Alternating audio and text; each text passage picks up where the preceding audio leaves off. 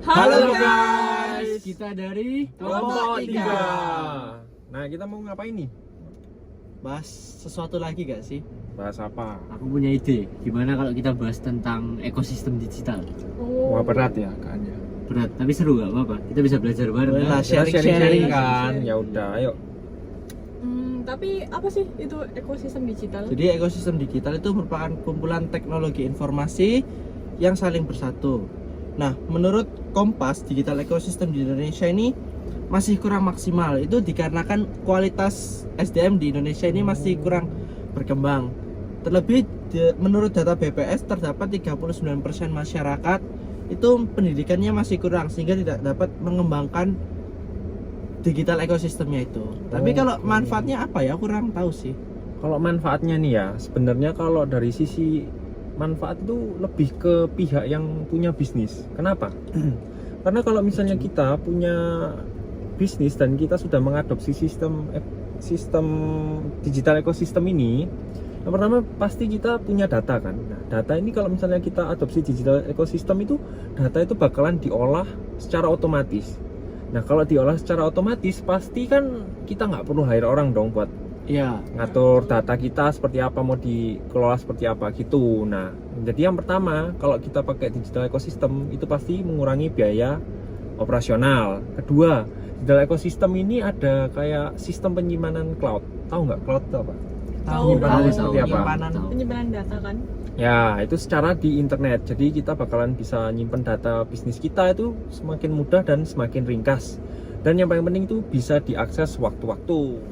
Oh, gitu ya, Hen. Kalau positifnya. Kalau negatifnya apa ya? Nah, kalau semua hal itu pasti ada positif ada negatif. Nah, kalau negatifnya itu yang pertama, kalau kita semua serba digital itu kayak kita itu ada resiko kebocoran data. Nah, kita kalau di digital itu kan kita kan pasti masukin nomor HP, nama, email. Nah, kalian kan pernah dapat kayak email atau telepon atau chat dari orang yang tidak dikenal dari HP kalian. Nah, itu salah satu dampak negatif dari kebocoran data itu. Nah, data-data kalian itu kayak dibeli sama perusahaan untuk menjangkau konsumen seperti kalian ini. Nah, itu ilegal sebenarnya, teman-teman. Oh, jadi gitu. Nah, karena kemarin ada pandemi COVID-19 ini kan semua sektor kan jadi digitalisasi kan. Betul. Benar. Mulai dari retail, kayak kita belanja jadi lebih sering banyaknya online daripada yang offline. Paymentnya pun kan juga itu. Iya, kan? untuk payment juga kita kan juga lebih banyak pakai digital banking kan. Ya. Nah, kalau kalian sendiri, kalian pakai apa ya? Apanya? Digital banking. Digital banking. Oh, kalau aku sih pakai BCA sih aku. juga. Cuman karena kalau BCA kan kita kan belum tahu detail ya. Mending kita kalau masalah digital banking kita membahasnya pakai yang kita sudah pernah pahami aja. Nah, Bang Apa ya? Mega sih yang Oh, pernah kita iya, presentasiin pas di kelas perbankan. Ya, Oh, iya, benar, bisa. benar. Nah. Kalau contoh dari itu digital ekosistem. Yang kita pakai sehari-hari aja. Oh iya, nggak usah jauh-jauh ya. Iya betul, nggak usah jauh-jauh. Kita bahas tentang Saya sih sehari-hari pakai Goto ya. Ya, Ya. Gojek dan Boleh. sama Gojek. Tokopedia sih. Nah, kalau di compare tuh kira-kira gimana ya? Antara Mega di compare sama Versus Goto. ya benar. Kebetulan ya teman-teman, aku itu habis mengamati kedua perusahaan ini. Aku kalau lihat itu Goto itu menarik customernya itu dengan cara memberikan diskon dan cashback menggunakan payment GoPay. Nah, GoPay itu kan merupakan salah satu ekosistemnya Goto. ya. Nah, reaksi yang sama juga digunakan oleh Bank Mega. Bank Mega itu kan punya ekosistem retail berupa Transicon Mall, terus ada Transmart tempat belanja. Ya, benar. Betul. Dan di seluruh mall itu kebanyakan Bank Mega menawarkan diskon, voucher, dan membership apabila pembayarannya itu menggunakan produk Bank Mega seperti kartu debit, kredit, atau scan QR-nya juga. Itu banyak diskonnya. Itu gunanya untuk mencari nasabah dan menjaga loyalitasnya. Oke. Nah, lalu Bank Mega itu juga menjalin hubungan di luar ekosistemnya bersama mitra-mitra, merchant-merchant di mall Transicon untuk menawarkan financial benefit untuk menarik Nah, pelanggan. kita kan baru bahas nih tentang Goto sama Bank Mega. Menurut kalian apa sih dampaknya kehadiran Goto terhadap Bank Mega? ekosistem Bank Mega itu ya. Ya, benar, ekosistemnya.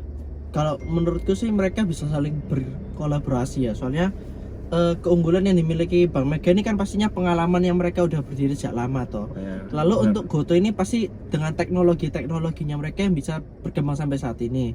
Nah, menurutku Bank Mega ini bisa belajar dari teknologi yang diadopsi dari GoTo itu sendiri, dan GoTo itu bisa belajar dari pengalaman-pengalaman Bank Mega selama ini. Oke, jadi jatuhnya kolaborasi ya, bukan Iya, tambah menurutku sih berkompetisi ya? kolaborasi. Tapi aku punya pendapat lain sih. Kalau yang aku lihat ya, Ya.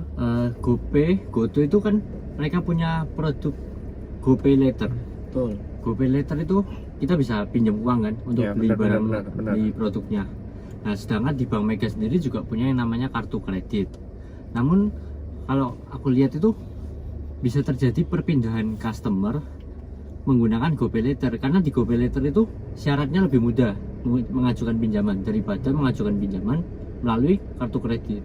Oke. Ya betul juga. Betul sih. juga ya, betul ya. Iya. Pasti Bank Mega lebih ribet sih daripada. Nah, jadi kesimpulan bahasan kita pada hari ini, digital ekosistem dan digital banking itu sangat bisa ya untuk berkolaborasi.